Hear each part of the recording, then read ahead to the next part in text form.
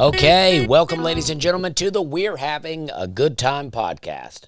My name's Dusty Slay. I'm your host, and what an exciting week. Someone said last week that my audio was real low, and I don't know what's caused it to be low because I got it pretty jacked up here, but it does seem low even on the meter here, but I'll fix it in post. If it's too quiet, I'll amp it up, and we'll make it happen. But I'm pumped to be here. Life is good. I didn't do comedy this past weekend because, I was off, and that's why. And this was a scheduled off week. This was some people call it Sukkot. Some people call it the Feast of Tabernacles, kind of a biblical holiday that I don't really know how to celebrate. My understanding is that for 7 days you build a structure outside and you spend time outside in the structure. And I marked it off on my calendar to celebrate this, and then I didn't do it. I did the Feast of Trumpets that led up to this. I don't really know what to do for the Feast of Trumpets, but I have a shofar. We blew the shofar. And then the Day of Atonement, which is a fast day, we did that. And then the Sukkot, I drop the ball on it every year. This year I planned time off to be able to do it, and I just dropped the ball on it. Part of the reason that I drop the ball on these festivals is because no one around me is doing them. And so it's like it's almost work to do them because nobody around me is doing them. Whereas, Christmas is a holiday that everybody does together. So it feels like a holiday because everybody is together and you're going, oh, Merry Christmas, and you're opening presents and you're all decorated. But if you go, hey, I'd like to do this biblical holiday called Feast of Tabernacles, people go, oh, what are you, some kind of religious fanatic nutbag? What are you, what do they call it? What are you, practicing legalism? Come on, buddy. We don't have to do that stuff anymore. Do the pagan rituals. Get with it. And so it's hard to do. I'm making excuses, but it is hard to do. So I didn't do it. But that was why I was off. I had marked this time off to do that, and then I didn't do it. But that's fine. Either way, I hung out with my family. I like the rest. I like hanging with my family. I mainly like the rest from travel. I don't think flying is good for me. And I know driving's not good for me. I drove all over the country for years, and my back hurt. I think that's why I burp all the time. I think just sitting in the car, I pinched my, I don't know. I don't know what it would be.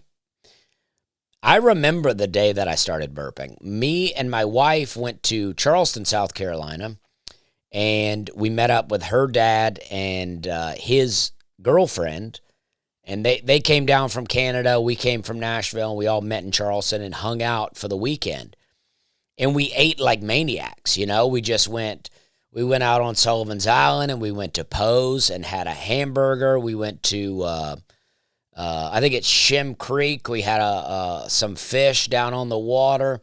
Pretty sure we went to Hyman's. I mean, we went all kinds of places. I gave them a real, tour of places I like to eat back in the day. And we just stuffed ourselves the whole time. And then I had to drive. This was probably 2016, I would think. And my dad had talked me into doing comedy at his high school reunion. And his high school reunion, because the school is closed, and it's been closed for a long time, it's basically a high school reunion for anybody that ever graduated from that high school. So the ages ranged from, I don't know, let's just say 50, which I think is probably too young. but let's say from 50 to 90 at this place, and I was doing comedy in the middle of the day, and I just don't think I was their kind of comedy. There were some people that really enjoyed it, but overall, I just was, not their kind of comic. And some other people said last week, just by the way, that my camera was going in and out of focus, and I don't know what's happening with that either. I don't know what's happening with any of these things. This is all this technology. All I want is the camera to set up and just film. But I can see on the viewfinder of my camera right now that it's like kind of focusing on the Steve Martin face I have back there. And I need it to not do that. I need it to not focus on the Steve Martin face.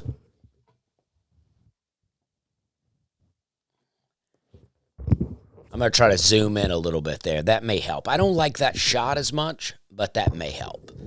I think it is helping.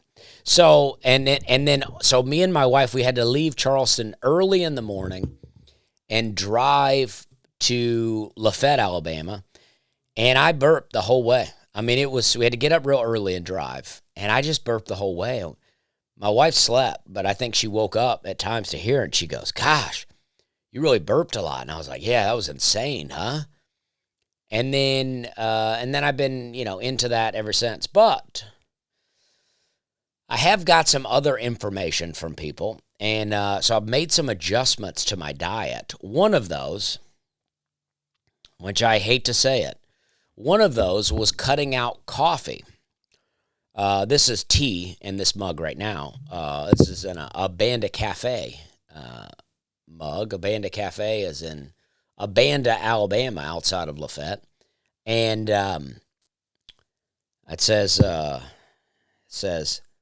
Southern Cooking with Sass is what it says.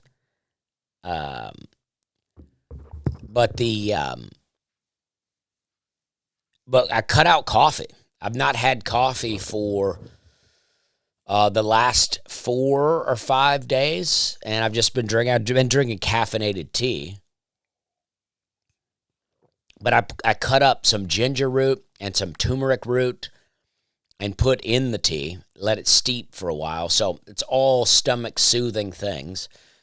And I've been doing a lot of different things because this new thing that someone turned me on to, my wife said to me that she listened to the podcast and that she was like, "I don't know how interested people are in what you're planning and what your trees are." And I don't know either. I don't know what people are interested in. This has always been a podcast where I just talk about things. And, you're always, the idea with every business is that you're trying to expand. You're always like, well, we're trying to reach new people. But I feel like when you just get caught up in this now you don't want to do things that people purposely don't like to lose fans, but when you get caught up in this rat race of we're trying to reach everybody, we're trying to expand, it's just an endless cycle of stress that I don't need in my life. I like doing this podcast. I'm very happy with the numbers. Oh, that was a good swallow people will hate. I'm very happy with the numbers. I like what's happening with it. So I'm not too worried about it. But anyway, I say that to say I'm sure people are not as interested in my diet. But so I was doing this anti-inflammatory and the low FODMAP diet. That's what I was working on. I was doing a combination of those two things. And then when I found this other thing, some people emailed me about, I looked at it. I typed it into ChatGPT to add it to because I was using ChatGPT. Listen, this is a complete turnaround for me. I'm still not sold on AI, right? I watched Avengers Age of Ultron recently. So I'm not sold on AI, but I do feel like something like ChatGPT is just, the latest, most updated version of Google, depending on how you use it. And that's how I've been using it. I put in these different diets, and then I go, what can I eat? What is okay for me to eat? What's good for me to eat? And what should I stay away from? And there were a few things that were okay on the other two diets that are not okay on this diet that I'm trying to stay away from, that I now need to stay away from. Acidic foods, tomatoes, limes, lemons, pepper, like spicy pepper. So, and I hope this is not forever. This is not my plan to do this forever, but I'm trying to heal my stomach. And I feel much better. In the last 4 or 5 days, I felt so much better from cutting out a lot of these things. Because I love to take cayenne pepper because they say it's good for the heart, good for blood circulation, good for blood flow. So I love to take it. I have little tinctures of cayenne pepper, put it in some water, and I'll do shots of it. And I like it. But I was like, I don't know, maybe that's not helping me. I just never felt like it was really affecting me in that way. But I'm just I've cut out everything. I'm mainly eating meat and certain cooked vegetables. And then I do like peanut butter with rice crackers, and that's what I'm into. I'm losing weight. I feel good. My energy levels are good. I'm not burping like a maniac. I've cut out candy. I will do some 70% and above dark chocolate, and that's good, and that's okay. But I don't do a lot of that. I mean, it's like Zany's Comedy Club here in Nashville. I'll go there, and in the green room, they have just jars full of chocolate. And I just get in there, and I turn into some kind of, poor kid who's never seen candy before. I'm like, what is this, Reese cups? And then I'm just in there tearing them up, and I don't understand. I was feeling real bad one more, and I told Hannah, I go, yeah, I ate some candy last night. She goes, what are you, a kid? And it is true. It's hard, but I feel good, and I've been working out a lot, and I like what's happening. All that to say, I don't think flying and driving is good for me. I've said this before, and I don't know if there's anything to this, but my grandfather was born in 1900. They had a car by the time my dad came along in 1947. They had a car, but I think it was, their main car. So if they needed to get, feed for the cows or for the hogs or for the horses, my dad said they would take a horse and buggy into town to get these things. So, I'm 2 generations away from a guy that used to ride a horse and buggy into town, and now I'm flying all over the country every weekend. Sometimes I'm doing up to 5 flights a weekend, like this weekend. Actually, I'll be able to drive in between, but like this weekend is a great example, though. I'll have to take 2 flights to get to Wilmington, where I'll be on Friday. And then me and my opener, Drew Harrison, will drive from Wilmington to Richmond the next day, and then the next day I'll fly home. Fortunately, I get a direct from Richmond home, thanks to Southwest. But it's just like, it's so much travel. It's so much up and down and up and down. And then somebody, I put this on my special wet heat where my ears stop up real bad and I hold my nose and blow out. And somebody messaged me and said, hey, I watched your special and I saw that you've been doing that. And they said that could cause nerve damage or something. I forget exactly what they said. And I was like, oh gosh, that's terrifying. And they said, a couple of ways to not have to do that. One is to chew gum, but I've tried that in the past. I tried chewing gum before I was doing the ear popping method, and it just doesn't work for me. The gum doesn't work. And then they said you could take antihistamines before flying, but that would probably work fine for the flight home. But I don't want to be taking an antihistamine and then flying, and then having to do a show on Benadryl or whatever. I used to go to this place called LT360, which I liked. I liked them. They would give me these tinctures of things, and they would say they're like activated in some way. And they said, you just want to make sure that you don't put them in light. So they wrapped them in aluminum foil. And then they said, if you fly, you can't run them through the x-ray machine. You gotta tell TSA, hey, these can't be ran through the x-ray machine. And I had to quit going to them because I'm just like, this is too much. I fly too much to be going every time going, hey, TSA, these can't fly through. And then I have to wait on TSA every time to look at the things and do stuff to it. And then I can't do it. So I had to stop going. But there's no other way. The only other option is a tour bus. And I just don't think I'm at that place. The kind of touring I like to do, especially, I'm not at that place. I don't think you take a tour bus out for Friday and Saturday and then come home. Yeah, so all that to say, I don't mind the time off. I got a good balance of things going on that I like, I'm very happy with. Things are great.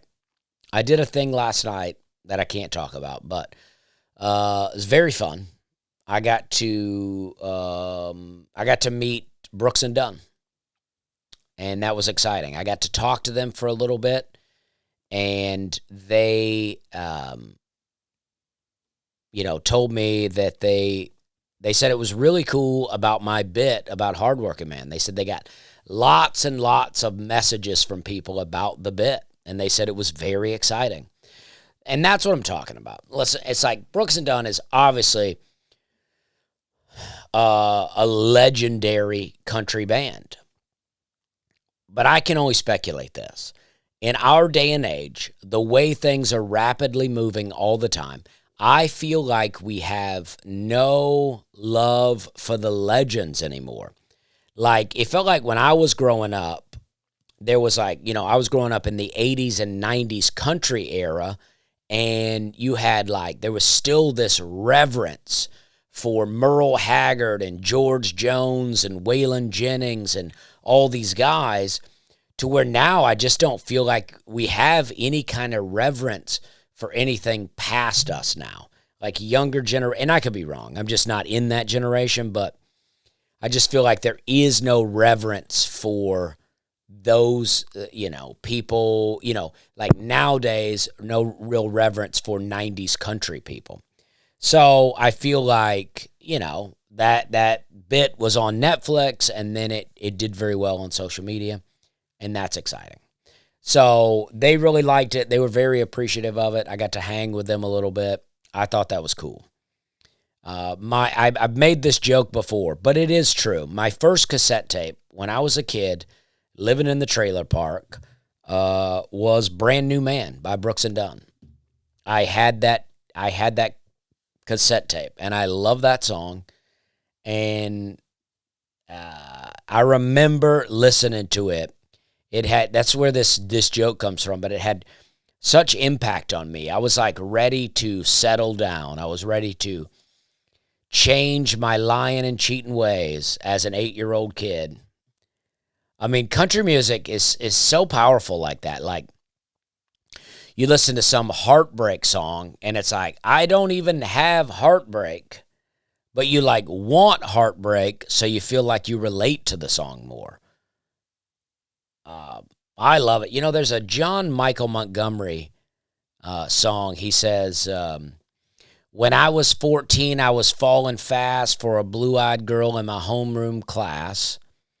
Trying to find the courage to ask her out was like trying to get oil from a water spout.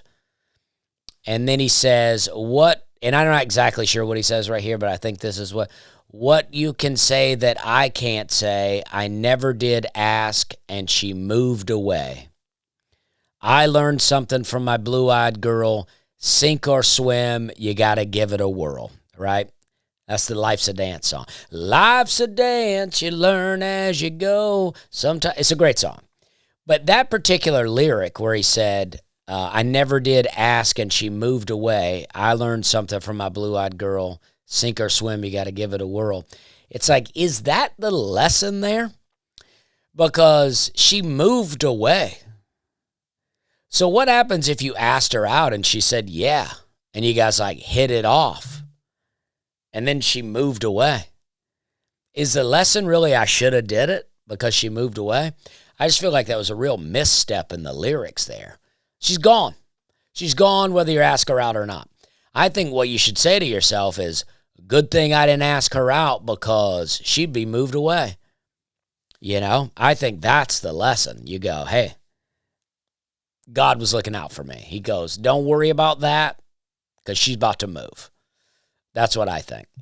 But country's great. I get a little more immersed in the country music world. I feel like somehow I, probably shoot my own self in the foot sometimes by criticizing a lot of the modern day country music stars. But that's just not where I want to be. I don't really want to be, even though it's huge popularity, you'll see sometimes I follow some channels and they'll post these Morgan Wallen tunnel walkouts where he'll walk out of the tunnel and then out onto the stage, and it'll be a big deal, and he usually has some other kind of celeb walking with him. I'm sure some of you guys have seen them. And it is pretty cool, no doubt about it. But, when it's like when the music's not good, you're like, why is this cool? It's cool because everything's been propped up around it to make it cool. And I had this revelation too. It's like, it's not that I hate modern day country. I think this is what I hate, is that they just figured everything out so well. It's like everything is like this. It's not just music, it's sports too. Like they figured out everything now. Like athletes are like, they know exactly the workout regimens. They know exactly the vitamins and supplements, and they know everything. So they've just create these phenomenal, like super soldiers of athletes. And then, the games are, everybody is so hard hitting, and it's so like everybody's getting hurt all the time. So they're like having to change the rules to soften the game. Not that it's a soft game. Football's very aggressive. I'm not saying that, but I'm saying they've softened it from the old school because everybody is so strong and fast that if they don't soften it, everybody's going to get killed out there. And then the same for like music. Like they figured out how to do everything perfect. Like they've figured out exactly how to write the lyrics. They get enough people in the room to write exactly the right lyrics. They figured out the right chords and music to make you feel the emotions. Everything's heavily produced, so it's perfect, and there are no mistakes, and are no imperfections that sometimes, the imperfections are sometimes what really makes it cool. So it's just like, it's like they've figured out everything to a T to where it's not fun anymore. I just feel like that about even pictures, right? It's like even up until my early 20s, we were still taking pictures with film cameras. I have several photo albums from when I was living in the trailer as an adult that I was taking disposable cameras. I was taking pictures with disposable cameras, and now I have all these physical pictures that, I don't know if you say I cherish them, but I do really like having them because I'm like, that's a real gone phase of my life, but I can look back on pretty vividly and go, oh yeah, I remember that. I remember this time. But it's like, the great thing about those pictures is you didn't just take 100 of them and then keep the perfect one. You have the imperfections of the pictures. You have the funny faces. You have the eyes closed pictures. You have the picture taken by the person who just never could seem to center up a photo. There's always 4 feet above your head and about your chin is cut off in the picture for whatever reason. And these pictures are just always around. They don't lose quality. They're just always around. And I just think so much is lost by perfecting everything. the imperfections. Like when I was in art school, I used to, my art teacher was kind of like, there are no mistakes. And I don't remember his exact phrasing, but if you draw a line you didn't mean to draw, make it something. It's just, you got to make something out of it. There is no erasing in art. You just got to make it something. And I think that's my problem. My problem is not with Morgan Wallen. I'm sure he's a great guy. I don't know. And I'm sure he's very talented. I'm sure he can really sing. And I don't mean to just single him out, but he's just the most popular. And I feel like he would also be the least hurt by me talking trash. Who cares, right? I'm not going to hurt, and I don't want to hurt his anything about him. I'm just saying, it's like when you get put into the machine, when you're in the money-making machine, and they go, all right, this guy is a cash cow, and then he goes, and then if they've been guiding his ship, and he goes, all right, you guys have been guiding the ship, just keep bringing the songs to me, I'll sing them, we'll keep printing money. And who can argue with that? I'm not arguing with success. I mean, this guy's making money hand over fist, but it's just not enjoyable music to me.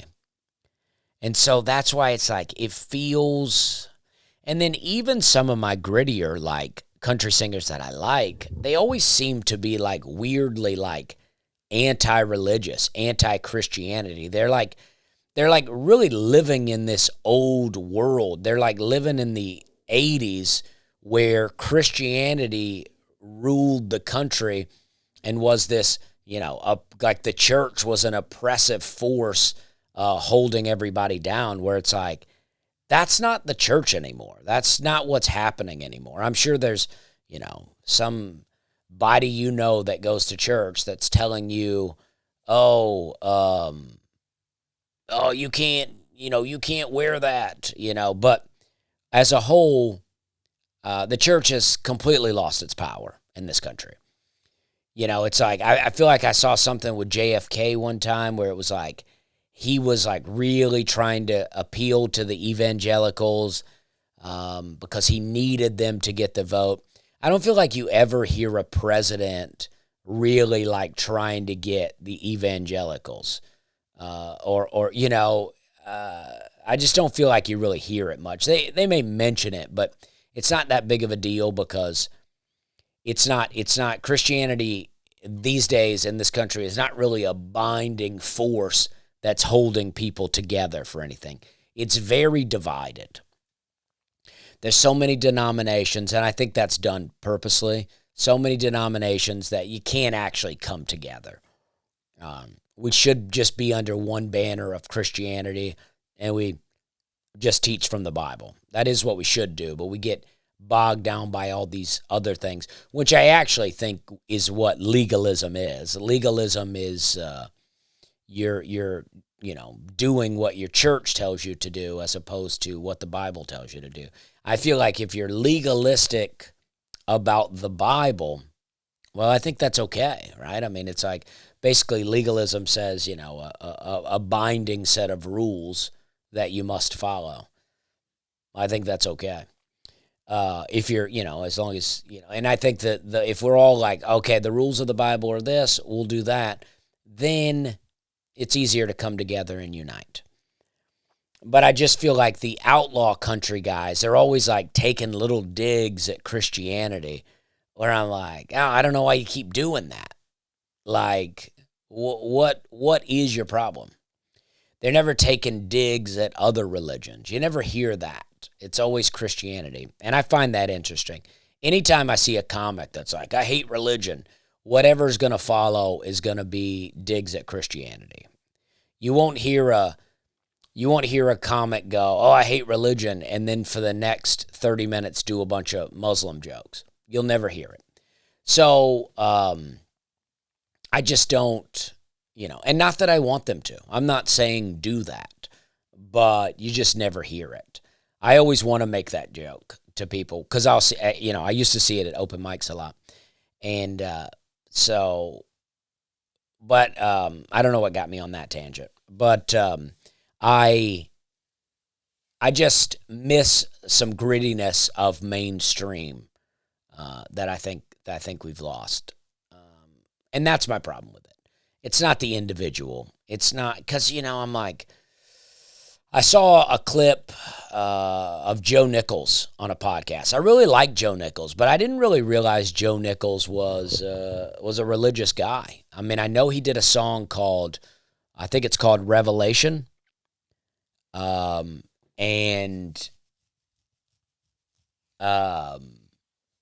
it's great. It's great. Let me see if I can find it real quick, just so I get it right.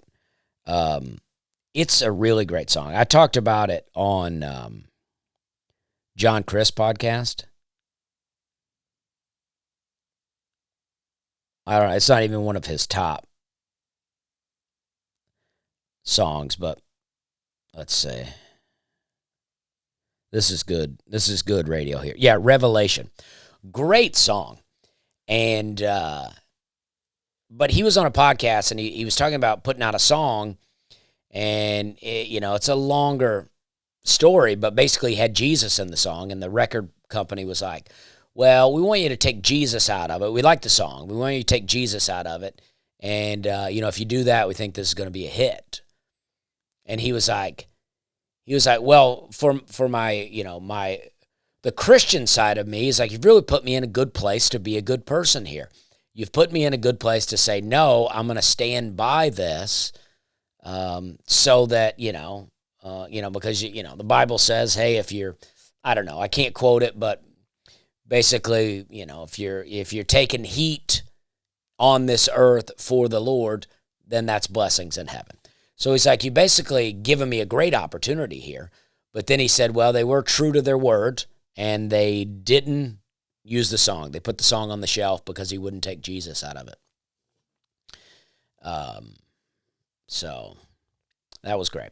All right, so I don't know what my point of that was. I'm losing my train of thought. I didn't take any notes.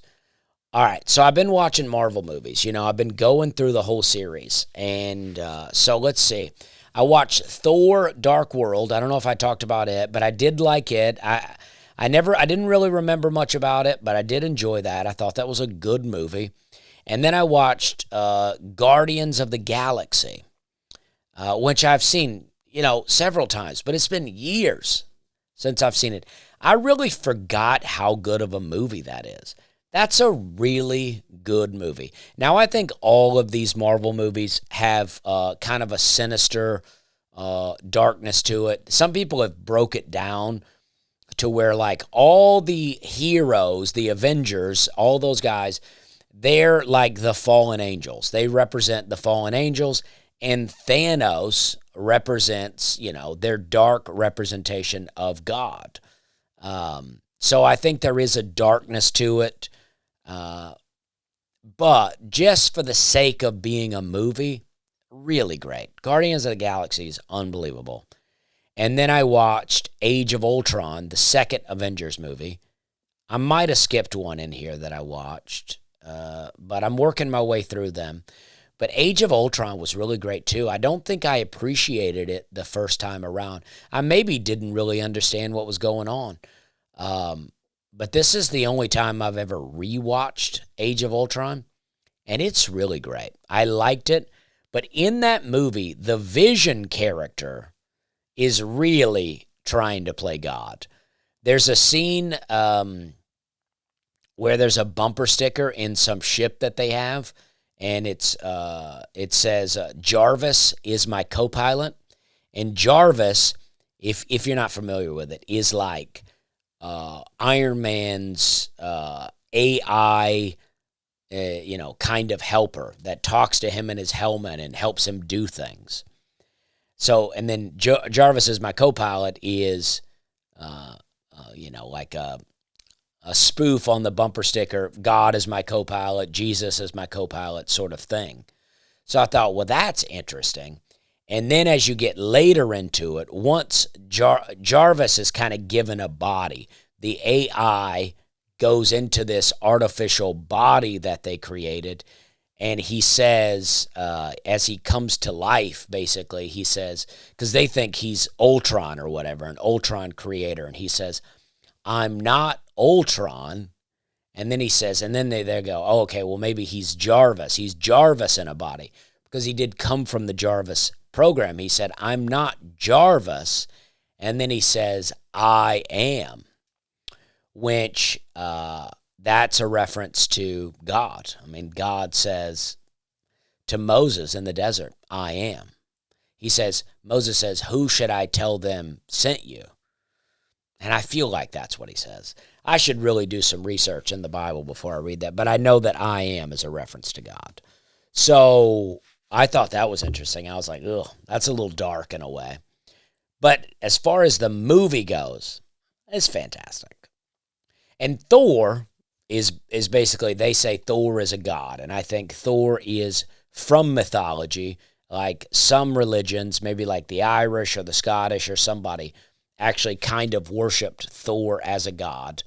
I could be wrong about the countries. Forgive me if there's 2 or 3 people that listen to this podcast in those countries.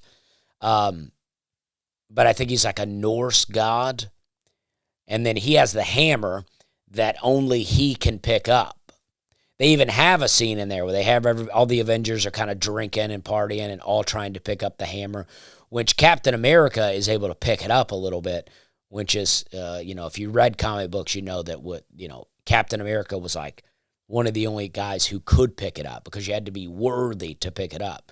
And Captain America is like a good-hearted guy and also very strong. So he moved it a little bit, but nobody else could even move it. But then when Jarvis comes to life, when Vision comes to life, he is able to easily pick it up. So, I don't know. I thought that was interesting. I really like those movies, though. I mean, man, just going back and watching them, it really reminds me of what was lost. We really had a great thing with those Marvel movies. It was a really great series, and now they're just bad. They're just bad. But I'm going to keep going through them. I think I'm going to add Black Widow to the list. I never watched that one. I'm going to try to watch that one, get caught up with that. And if there's any others that you really like that you recommended, I watched some of the shows. I am going to do Hawkeye. This is all stuff I'm just doing on a plane. I am going to do Hawkeye, the show, just to get it out of the way.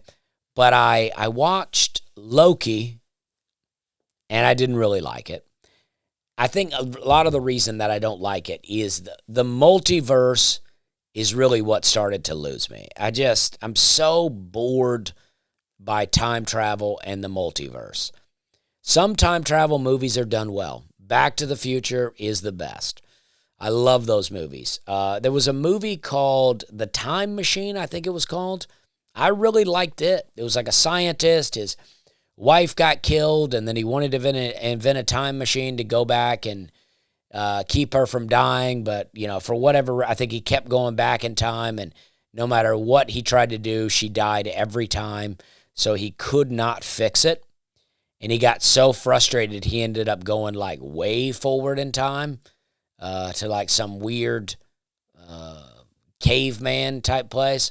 I don't know. I thought the movie was pretty good. I've not watched it in a while. There is some time travel that's done well.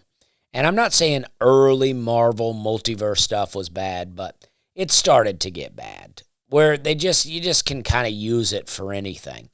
I didn't really like how Endgame was done in the sense that, they lost, but then they were able to go back in time, and Captain Marvel just comes along, and then she's just so powerful, and I don't know. I didn't like it. But I did enjoy the movie, but I could have done without all the time travel. So I'm going to keep going, though. I'm going to keep going, and I'm going to keep reporting. I put out a land video recently, and I thought it was one of the best ones we've had in a long time. We filmed so much stuff, and I told the editor, I go, just make it action-packed. Because we got some episodes, because what I wanted to do, I was working with this company, Kindred Land Management, and what we were trying to do is put together, some sort of series that was beneficial for them and for me, where they could tell real information and be a part of the video, and they would help me a little bit. They would come out. They would show me how to kill some trees and do some work, a little bit of work for me for free in exchange for some content, which I think we did a good job. I didn't put them to work too hard. They didn't work too hard. So I think it was a fair trade-off, but it's taken a while to get the content. But we filmed a lot of stuff of them just giving some information, which I don't always think is the most interesting. But so we did a little something. We did a real action-packed one. And now what we're going to try to do next is do one with more information, but we're going to try to juice it up a bit to where they're giving info, but it's spicing it up. Some people criticized me a little bit in the comments where they said, oh, I'm surprised that you're letting them spray chemicals. But the whole point is that, when sometimes chemicals are necessary, like with these tree of heaven, as they call it. They have this roots. They're an invasive species that has no natural predator, and they grow up so big, and they shade out trees. Oak trees need a lot of sun, so you'll have new oaks trying to grow in the woods, but then the tree of heaven will grow up, and it will just completely shade out an area, choking out the tree of heaven. And then if you just cut it down, it has a root system that is a defense mechanism that just shoots up other growth. The moment it's like, oh, we're in danger, let's shoot out other trees to try to keep itself alive. So what they told me, what you have to do, and they call it hack and squirt is what they call it, and you have to hack into the tree a little bit and then spray this pesticide into the tree, and then the tree will soak it up, and then it kills it. I got some video, and you can see in the video that it did kill those trees. And that's what I'm trying to do. I'm trying to get rid of, and somebody said, I love mimosa trees. Mimosa trees are beautiful. They're a really pretty tree. But if you're driving through Tennessee, you'll see them all over the place. They just take over, and we have natural species in Tennessee, in America, that want the native trees. They want the native plants. And so these trees get in there and they choke out our native plants, basically ruining our native species. So we want to get rid of all that. So that's the whole plan, but it is a lot of work.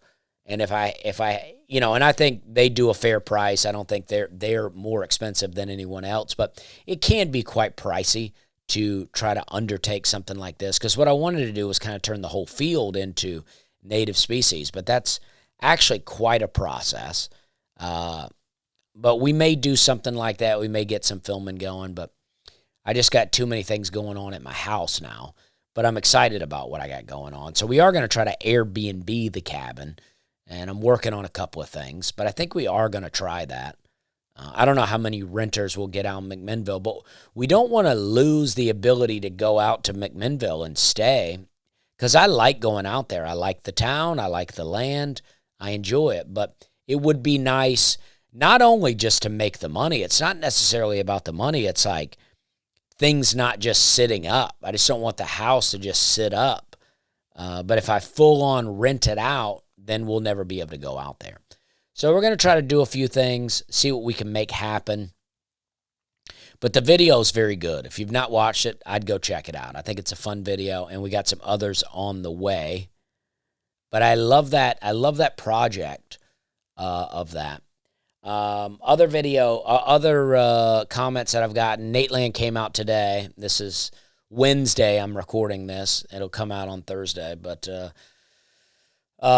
a couple people said I'm very sensitive. They go, oh, this guy, he's so sensitive. And yeah, I won't deny it. I have never been. I don't think I'm sensitive in a lot of ways. But I never been pardon the expression, I don't know another way to say it, but a bust your balls kind of guy. I'm never really into that. If it's my close friends, we'll joke around with each other. But I've never been a real bust your balls guy. I'm not into that sort of stuff. So I don't do it well, and I also don't necessarily handle it well. Like, I do it, I try to do it, and people take it too serious. And then I feel like sometimes I handle it well, sometimes I don't. But I was making a point on the podcast, and this is no criticism to the other guys. They're just trying to be funny and make jokes too. But the moment seemed to get awkward. But this is the reason. I was trying to make a broader point. In the Nashville scene, and I wasn't aware of this, I thought there was a best stand-up comic and a best comedian section. But my understanding is that one is the critics pick, the people that run the Nashville scene picked a person, and then the other is done by voting. So what happens with the voting, generally speaking, is Nate usually wins number one on the voting. He's obviously the most popular comic. Everybody knows Nate. He always wins. And then second and third are people that campaign for it. They'll push for it, or somebody pushes for them to get votes, right? So that's usually what happens. Last year, I think I put out one post to get people to vote for me because, I want to, when I live in a city, I want to be in that race, even though in a sense, best local should probably be reserved for people local, like in Charleston, one year they voted Bill Murray best local actor because Bill Murray was living in the city. But Bill Murray is a famous actor. There was probably an actor in Charleston that would have really loved to be voted best local actor. They voted Darius Rucker best local musician because he was living in Charleston and is from Charleston. But there was probably a local musician that would have really loved to win that. So that's what I mean by that. Nate doesn't need to be voted best local comic. I don't need to be voted best local comic, but I like it. I like, everybody likes an achievement, an accomplishment. It looks good to have your name up in the mix. You always want to have your name up in the mix because the whole thing about comedy is you got to be funny, first off. That's a big one. But then the other part is that it's a business, right? So you need people to see you and go, oh, this guy's doing this. This guy's in a Cracker Barrel commercial. This guy's at the Opry. This guy's doing the Tonight Show. This guy's on Netflix. You need all that stuff just so people go, oh, this guy's popular. People like this guy. So we got to go see this guy. You need all those things. Now, you want to be funny. I think some people have all those things and are not very funny, and they sell a lot of tickets. But for the most part, if you got those things going for you, you are very funny. And funny you're not to everyone's taste. Obviously, the guy who made this comment about me said, oh, Dusty's so negative and he's so sensitive. There's no way he won Best Local Comic. I don't know what that means necessarily. I think you can be sensitive and negative and still be funny. And I did win Best Local Comic. So there's like no debating that I won. But so I was going to bring it up on the Nate Land podcast. And the main reason I wanted to bring it up is that I wanted to point out that I won the award here and Nate won the award here. So very good for our overall podcast. It's like members of the Nate Land podcast are, doing great things. So I brought it up and immediately Aaron jumped in. And Aaron jumped in, and I understand his joke. His joke was to say, well, the media picked you to be best local comic, and you don't believe anything the media says. And then Brian jumped in to say, and I know you're a big fan of the Nashville scene, because I've been critical of the Nashville scene. First off, the magazine is just filled with ads. I know everybody has to survive, and that's what you have to do, but it's just filled with ads. But I have been critical of the Nashville scene in the past. They were very insulting to me way back when I first started my show, a show that I've been running at Zany's for probably close to 10 years at this point. But, I tried to get them to come out and do press for the show. I said, I'll buy you a ticket to the show. I'll buy your food. I'll buy your drinks. Just come and give a review. I wasn't trying to pay for a good review. I was trying to get them to come out and review it.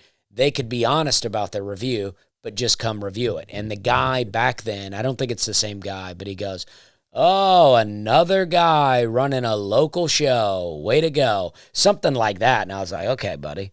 So I've been critical of them. So both of their points were valid. Dusty doesn't believe the media. Yes, I don't believe the media. I don't believe the mainstream media. If anybody listening still believes the mainstream media, you gotta check yourself. They give you what's called half-truths. They will tell you some truth, but they'll leave out key details so they can use the truth to deceive you. Don't listen to it. Turn off Fox News. Turn off CNN. Turn off MSNBC. They're all bad. They're all poison to your brain. They're all raising your blood pressure. It's all bad. Turn it all off. They're all shills for somebody else. They always are. Don't listen to it. They're professional liars. It's not worth your time. You'll be better off reading a comic book or the Bible. Either distract yourself or dig into the Word of God, because the news is garbage. So yes, both of their points were valid, but I was a little thrown because I didn't expect them to jump in so fast that it threw me off a little bit, and I didn't really know where to go, because in order for me to make my broader point, there was no place for me to go but to defend myself.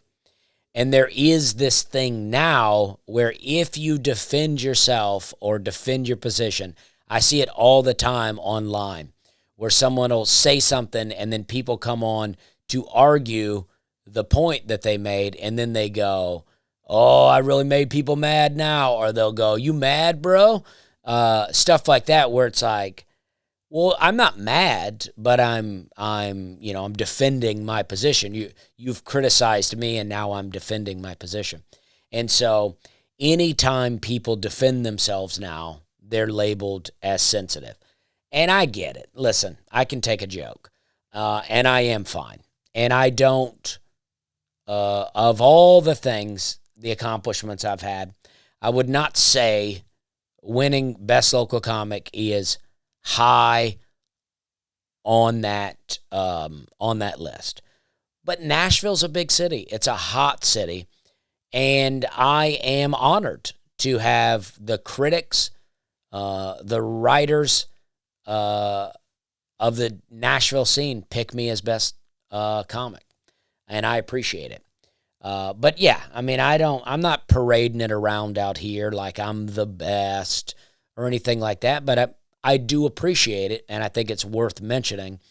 And so that's it. If anybody watches that and they go, "Oh, he's so sensitive," it's fine. I can be sensitive. I won't deny it. But I don't think being sensitive disqualifies you as a comic. I think a lot of comics, a lot of artists are very sensitive because, we're creating artwork. And if you come in, like, have you ever been painting or creating anything, and you're halfway through, you're nowhere near complete, and somebody comes in and criticizes what you've done? It's very frustrating because you're like, well, I'm not finished, and now you're taking shots at my unfinished work here. And that's what happens to comics. Maybe if we're posting it online, maybe it should be finished. Maybe we shouldn't wait until we shouldn't post it before it's finished. But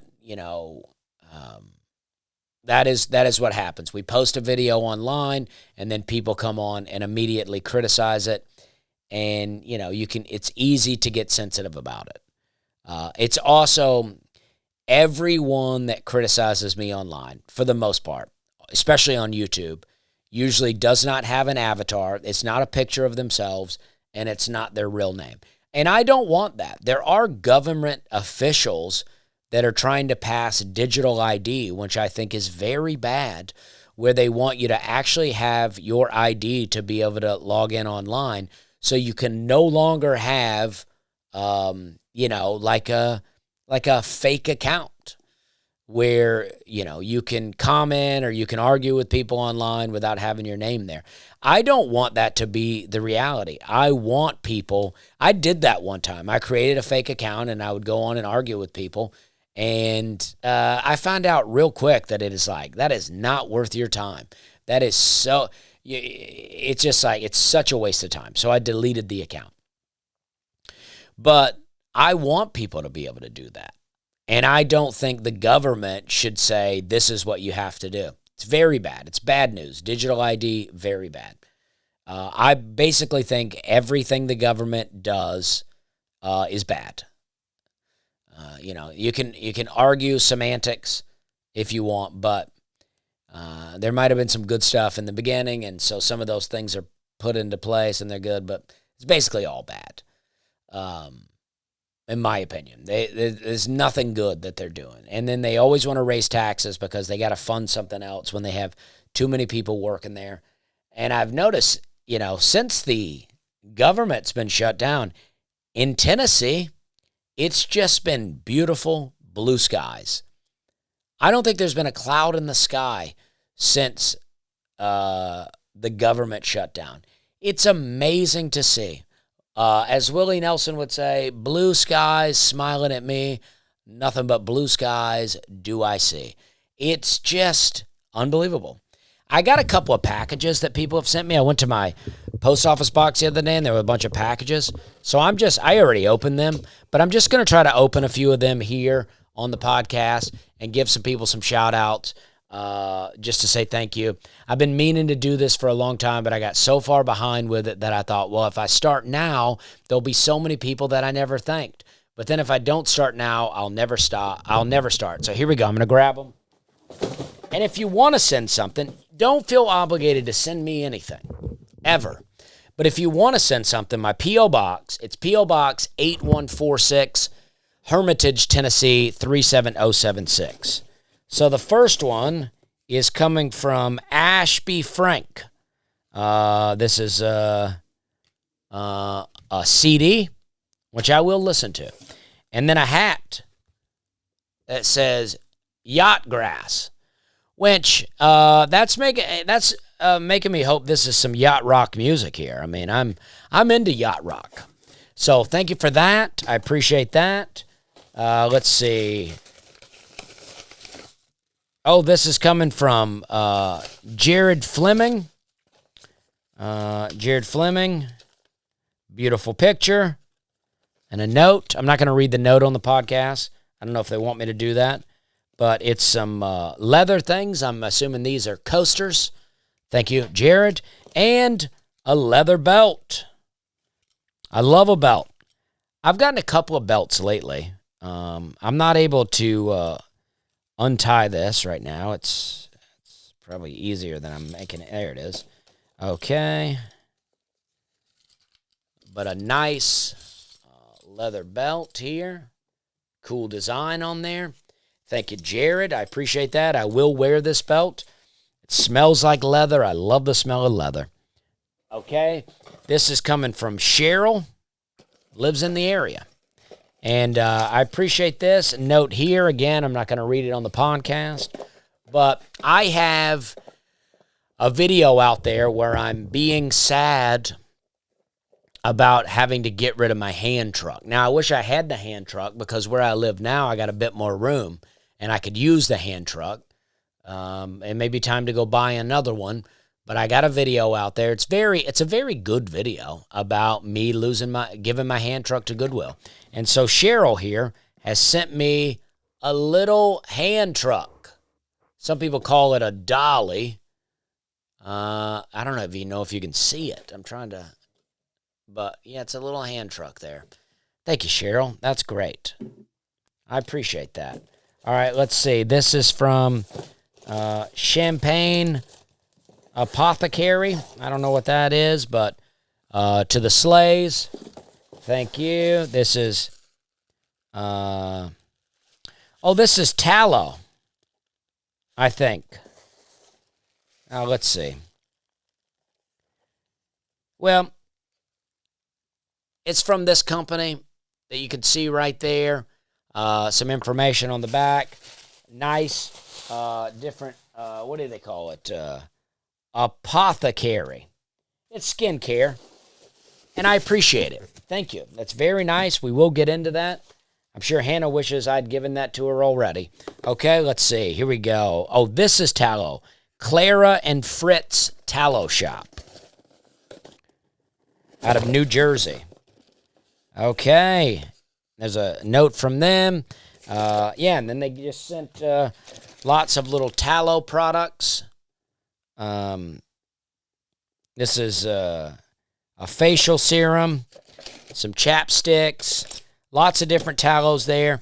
Thank you for that, Clara and Fritz Tallow Shop. So if you live in Mullica Hill, New Jersey, reach out to them. Or I'm sure they mail it. So, yeah. So, Clara and Fritz. Okay, and the last one here. Oh, this is from the Kickin' Chicken in Charleston. I got to try to get one of these shirts to Theo Vaughn.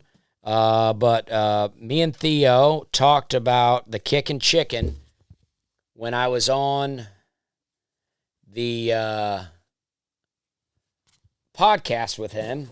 If you've not watched that, by the way, that's a really great episode of me and Theo talking about. They sent 2 extra larges, and I'm like a medium. I'm pretty sure I told them that, but nobody listens to me. But a couple of Kickin' Chicken koozies, some cool hats.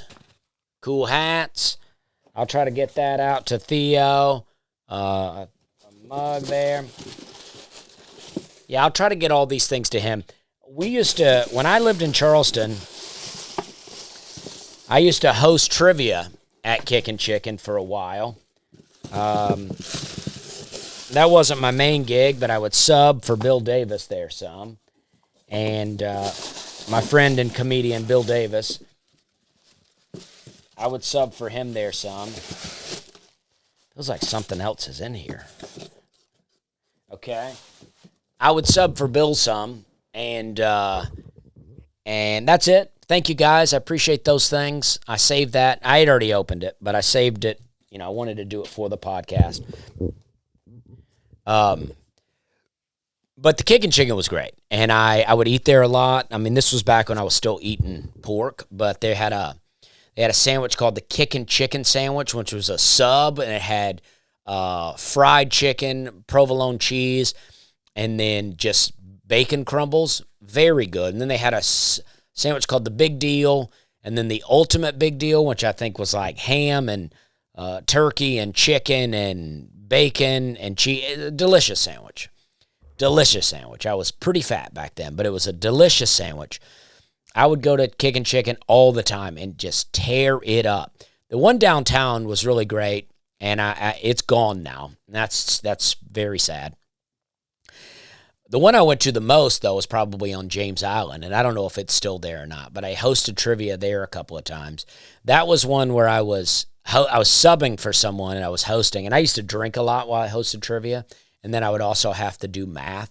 So sometimes I would mess up the math. Never real bad, but I remember I was hosting trivia there one time, and somebody yelled, "Quit drinking!" And I was like, what? I was like, that's the only reason I do this gig, is because I get to drink and make money. If I can't drink, I'm not going to do it.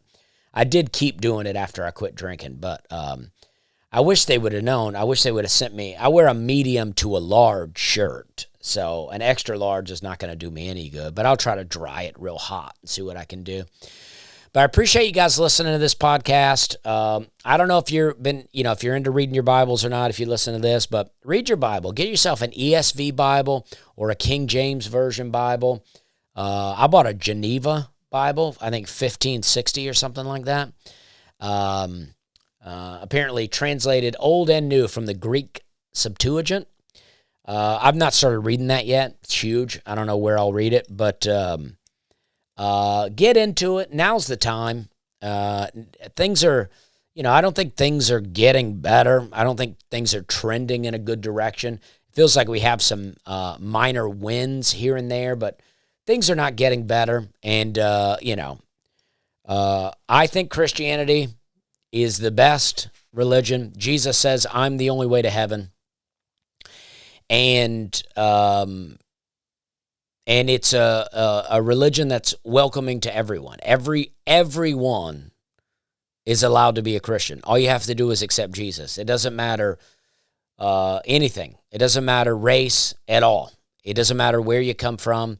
Jesus is not American. He's not born in America.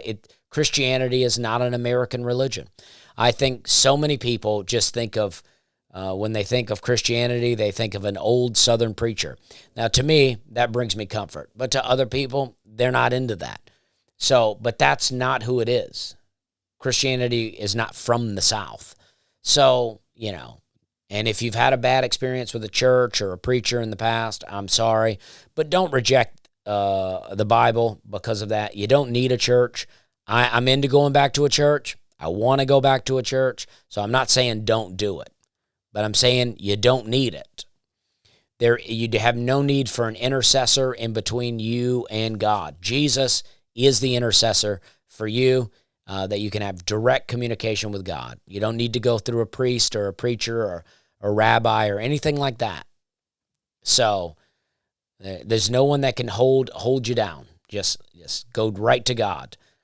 And I got an email from someone recently going through a divorce, had to move back in with their mom, and he is, feeling terrible.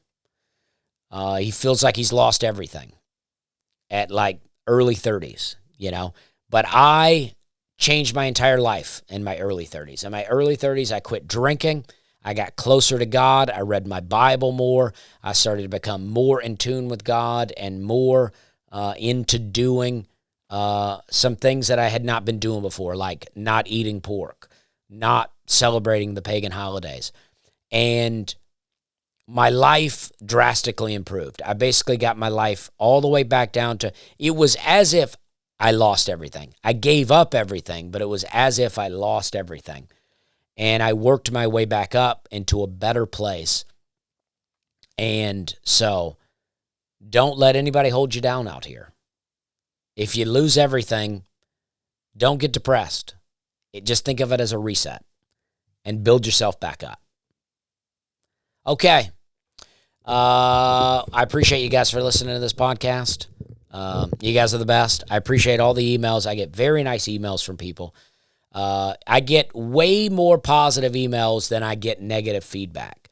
I know that I tend to focus on the negative feedback when I talk about things, but I just want you to know I get way more positive feedback, emails. As you can see, people have sent me things. You guys are very nice, and I'm very appreciative. And, the negative feedback is just, it's a conversation starter, but it is nothing else. And I appreciate you guys. Thank you for listening. We're having a good time.